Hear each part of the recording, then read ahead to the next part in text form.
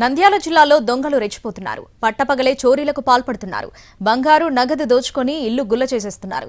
కొద్ది కాలం వ్యవధిలోనే పలు చోట్ల భారీ చోరీలు జరిగేసరికి నంద్యాల జిల్లా వాసులకు కంటి మీద కునుకు కరువవుతుంది. నంద్యాల జిల్లాలో ఇటీవల చోరీలు ఎక్కువయ్యాయి.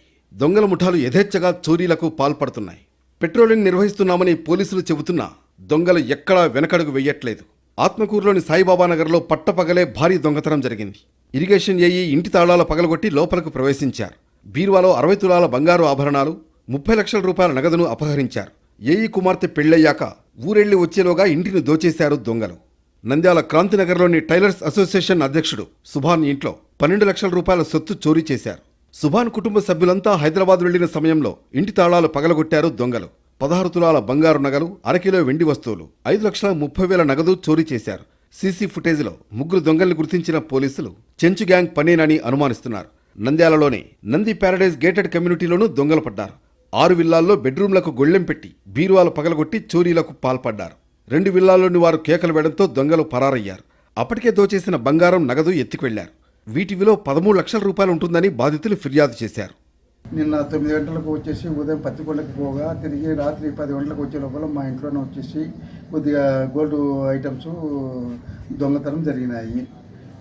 కనీసం అంటే ఒక 10 లక్షలు. తర్వాత వచ్చేసి క్యాష్ 30,000. ఎన్ని తులాల బంగారు? 12 తులాల బంగారు, 30 లక్షలు, 30,000 క్యాష్. ఎట్లా వచ్చారు వాళ్ళు వచ్చేసి ఇంటికి ఎన్ని పక్క నుంచి కాంపౌండ్ వాళ్ళు దుంకి వచ్చినారు. తర్వాత వచ్చేసి 2 డోర్లకి తీసుకొని తాళాలతో సహా బయటికి వెళ్ళిపోయినారు.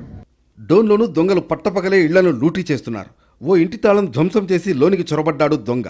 బీరువాను పగలగొట్టి నగదు తీసేసరికి ఇంటి యజమాని వెళ్లారు. దీంతో కిచెన్లోకి వెళ్లి దాక్కున్నాడు దొంగ. పట్టుకునేందుకు యత్నించిన ఇంటి యజమానిని బలంగా నెట్టేసి పారిపోయాడు. అయితే కేకలు విని దొంగను పట్టుకుని దేహశుద్ధి చేసి పోలీసులకు అప్పగించారు స్థానికులు. ఆళ్లగడ్డ మండలంలోని పరామతీర్థం పుట్టాలమ్మ క్షేత్రంలో 20 లక్షల రూపాయల విలువైన 21 కిలోల వెండి ఆభరణాలు దొంగలు చోరీ చేశారు. ప్రతిరోజు ఎక్కడో చోట చోరీలు జరుగుతుండేసరికి నంద్యాల జిల్లా వాసులు ఉలిక్కి పడుతున్నారు. నిఘా పెంచాలని పోలీసుల్ని కోరుతున్నారు.